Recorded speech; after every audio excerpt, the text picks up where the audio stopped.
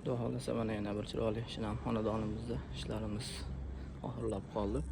Bu xonadonimizni o'tgan yili birinchi etajlarni qilib bergan edik. Bu yil ikkinchi etaj qanchami tushlar qilindi. O'tgan yili deyarli tayyorgarlik bo'lingan edi. Paravoylarni qo'yib ishlashga tayyor holatda, faqat remont yo'q edi. Mana remontlari bitib, sanuzellar navbat kelib qolgan ekan. Sanuzellariga montajlarni qilib berdik, Xudo xolasa.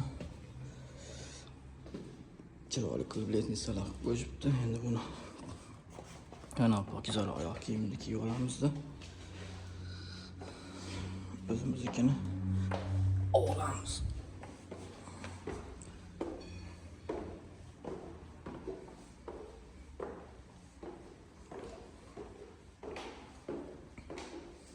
İkinci etajga o'zi aslida eshik qo'yilmaydi, endi bu hali bitmaganligi uchun eshik qo'yib qo'yilgan. Chunki birinchi etajni mana shu holatda chiroyli qilib bitkazib qo'yishgan. İkinci etajimiz endi bir yil navbat ekan. Endi haligi kimdir o'ylashi mumkin, bittada bitkazib yuborsa bo'lmaydimi deb oyoq kiyim kiyib olaylik. Sharoitdan kelib chiqib odamlar yillar davomida qilyapti bu qurilishlar. Asta-asta qilinyapti. Bir yil g'ishini uradi, bir yil suvoq qiladi, bir yil remont. Mana bular endi sharoitdan kelib chiqib, birinchi etaj o'tgan remont qilingan bo'lsa, bu yil mana ikkinchi etajga harakat ekan. Xudo xolasa chorniy montajlarini tortib tayyor qilib qo'ydik. Bu yog'ini installyatsiyaga tayyorlab qo'ydik. Kafilchilar kelib qolsa ham suvchilka, suvlarimiz, dushlarimiz, boylarimiz resirkatsiyada.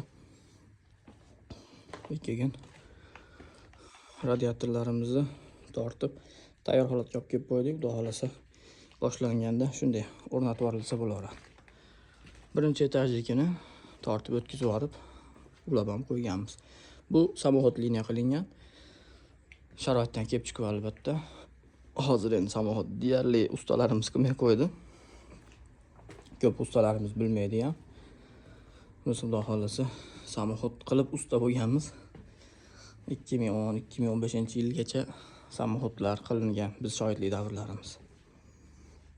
Mana shu holatda atot ishlatmasdan bu birinchi etajga tushib ketayotgan liniya. Shunaqa qilib qilingan edi mana obratkalari. Xudo xolasa ishlarimiz shu kabi sanitariya ishlar kerak bo'lsa aloqaga chiqaverasizlar. Nasib bo'lsa qilib beramiz. Salomat bo'linglar. Hammanglarga rahmat.